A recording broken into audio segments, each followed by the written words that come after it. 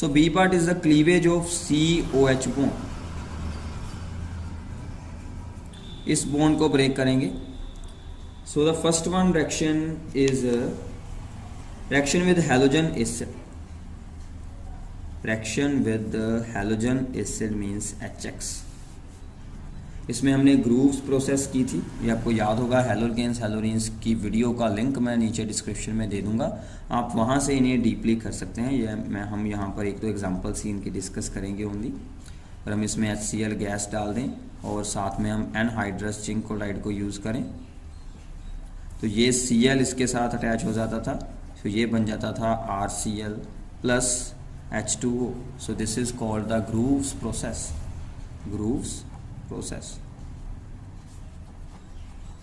तो अगर हमें सेकेंडरी टर्शरी और अल्कोहल्स को भी रिएक्ट करवाना होता था तो उनकी ऑर्डर ऑफ रिएक्टिविटी हमने वहाँ पर की थी कि 3rd डिग्री सबसे ज़्यादा रिएक्टिव होते हैं, 2 डिग्री उससे कम एंड 1 डिग्री सबसे कम ऑर्डर ऑफ रिएक्टिविटी है। मतलब 3rd डिग्री की रिएक्शन तो सिंपली शेकिंग के साथ ही हो जाएगी, हमें कुछ एक्स्ट्रा नहीं यूज़ करना पड़ता। तो इसका रीज़न है electron releasing inductive effect of the alkyl group, जो कि 3rd डिग्री को सबसे ज़्यादा रिएक्टिव बना देता है। तो इसमें कुछ और रिएक्शंस थी, जैसे कि हम अगर अल्कोहल्स की रिएक्शन करवाएंगे PCl5, तो अगर हम इसमें ऐड करते हैं PCl5 और PCl3, तो वो भी क्या करता था, इस OH को हटाकर RCl बना देता था। अगर हम इसमें ऐड करते थे thionyl chloride, so this is the reaction is important. अगर हम इसमें ऐड करते थे thionyl chloride, this is called thionyl chloride, तो ये क्या करता था, ये भी RCl बनाएगा और साथ में SO2 एंड HCl बनाएगा। तो ये दोनों गैसियस प्रोडक्ट हैं जो कि बाहर निकल जाएंगे और हमारे पास RCl बच जाएगा, हमारा मेन हेलो अल्केन बन जाएगा। तो आप अल्कोहल्स को ऐसे चेंज कर सकते थे। तो ये सभी रिएक्शंस हेलो अल्केन्स के चैप्टर में से हैं, तो इसलिए हम इन्हें डीपली नहीं एक्सप्लेन कर रहे। उसका लिंक आपको डिस्क्रिप्शन में दिया जाएगा, वहाँ से आप इन्हें रीड आउट कर सकते हैं। मैं आपको इनका मैकेनिज़्म बता देता हूँ कि how alcohols react with halogen acid, उस रिएक्शन का मैकेनिज़्म हमारे पास क्या बनेगा। So mechanism of alcohols reacts with halogen acid HX. So the first step is जो अल्कोहल के ऑक्सीजन के जो लोन पेयर्स हैं वो हमारे काम आएंगे और वो क्या करेंगे, HX में से H को अपने साथ जोड़ लेंगे। सो this is the first step. So this gain its electron and this lone pair attacks on the hydrogen. सो यहाँ पर अटैच हो गया हाइड्रोजन और यहाँ पर बन गया पॉजिटिव चार्ज और साथ में निकला है हमारे पास एक हैलोजन आयन। सो ये हाइड्रोजन यहाँ पर अटैच हो गया और इलेक्ट्रॉन अपने ऊपर हैलोजन ने रख लिया। नाउ सेकंड स्टेप में क्या होगा कि दिस ग्रुप जो हमें फर्स्ट स्टेप में मिला था, ये यहाँ से R पॉजिटिव को बाहर निकाल देगा, अपने आप ये ब्रेक होकर वाटर मॉलिक्यूल को बाहर निकालेगा। सो this is the main source step, तो इसमें वाटर बाहर निकलेगा। So this becomes the carbocation. Now carbocation की स्टेबिलिटी का ऑर्डर क्या होता है, 3rd डिग्री सबसे ज़्यादा स्टेबल, सेकेंडरी उससे कम और प्राइमरी उससे कम। इसी कारण इसमें order of reactivity 3rd degree सबसे ज़्यादा, सेकेंडरी उससे कम और 1 डिग्री सबसे कम होता है। ये बात सुनने वाली है, इसको आपको साथ में नोट डाउन कर लेता है कि ये स्टेप जो है वो स्लो स्टेप कार्बोकटायन की स्टेबिलिटी ऑर्डर ऑफ रिएक्टिविटी को एक्सप्लेन करती है। ये भी आपको पेपर में पूछा जा सकता है। Now third step is very very simple.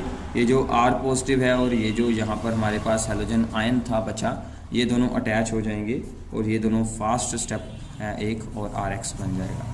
So this is the fast step. So main step आपका ये सेकंड स्टेप है जो कि ऑर्डर ऑफ रिएक्टिविटी को भी साथ में ही एक्सप्लेन कर देता है। So this is our B part. तो हमारा सी पार्ट आपको अगले पार्ट में मिलेगा, that is very very important. And उसमें हम acidic dehydration, oxidation and dehydrogenation, ये आपकी तीन की तीन रिएक्शन ही पेपर में हर साल आ जाती हैं। इनमें से कुछ ना कुछ आपको पेपर में ज़रूर मिलता है। इसके बाद आ जाती हैं इनकी फिजिकल प्रॉपर्टीज़। तो सबसे पहले डिस्कस करेंगे physical properties of the alcohols, then हम डिस्कस करेंगे physical properties of the phenols. तो फिजिकल प्रॉपर्टीज ऑफ अल्कोहल्स में हमें सबसे पहले उनकी फिजिकल स्टेट के बारे में जानकारी होनी चाहिए। वो लोअर मेंबर्स होते हैं वो सभी लिक्विड्स होते हैं। ये हमारे पास एसोसिएटेड इन नेचर में मिलते हैं, मतलब इनका नेचर एसोसिएटेड मतलब जुड़े हुए होते हैं। ये मॉलिक्यूल्स आपस में जुड़े हुए होते हैं क्योंकि इनमें इंटर मोलिकुलर हाइड्रोजन बॉन्डिंग बन जाती है, क्योंकि इनमें हाइड्रोजन बॉन्डिंग के कारण, so this is the hydrogen bonding, so इनमें हाइड्रोजन बॉन्डिंग के कारण ये हमें जुड़े हुए मिलते हैं। सो ऐसे दो अल्कोहल मॉलिक्यूल्स आपस में हाइड्रोजन बॉन्डिंग बनाते हैं, तो इसलिए इनका नेचर एसोसिएटेड रहता है। इनके बॉइलिंग पॉइंट्स भी नॉर्मल अल्केन्स से हाई हो जाते हैं। तो ये सभी आप इसके साथ एक्सप्लेन कर सकते हैं। Then boiling points increases with molecular mass because of increase in the van der Waals forces. अगर हम मोलिकुलर मास ज़्यादा लेते हैं, मतलब अगर हम 4 कार्बन वाला इसके बाद 5 कार्बन वाला 6 कार्बन वाला कोई अल्कोहल लेते हैं, उनके बॉइलिंग पॉइंट इंक्रीज होते हैं क्योंकि मोलिकुलर मास इंक्रीज होने के साथ van der Waals forces increase हो जाती हैं। एंड बॉइलिंग पॉइंट डिक्रीज होते हैं अगर हम सेम आइसोमरिक अल्कोहल की बात करें तो प्राइमरी का सबसे ज़्यादा, सेकेंडरी उससे कम, थर्ड डिग्री उससे कम। This is due to the decrease in the surface area. जितनी ज़्यादा ब्रांचिंग होगी उतना ज़्यादा सरफेस एरिया डिक्रीज होगा और बॉइलिंग पॉइंट भी डिक्रीज होगा। So this is due to the decrease in surface area, due to decrease in surface area. तो सरफेस एरिया डिक्रीज होने के कारण ये प्राइमरी का बॉइलिंग पॉइंट सबसे ज़्यादा रहता है, सेकेंडरी का उससे कम और थर्ड डिग्री का उससे कम। नाउ अगर हमें कंपेयर करना हो अल्कोहल्स एंड ईथर्स को, अल्कोहल्स एंड ईथर्स में क्या है कि जो अल्कोहल्स हैं उनके बॉइलिंग पॉइंट ज़्यादा होते हैं ईथर्स से,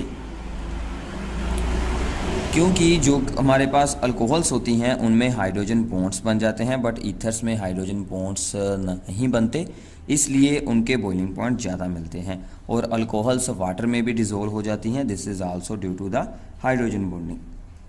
एंड सोलबिलिटी उनकी इंक्रीज करती है जैसे जैसे ब्रांचिंग होती है, क्योंकि मॉलिक्यूल्स का सरफेस एरिया डिक्रीज हो जाता है तो उसे डिज़ोल्व होने में हेल्प मिलती है।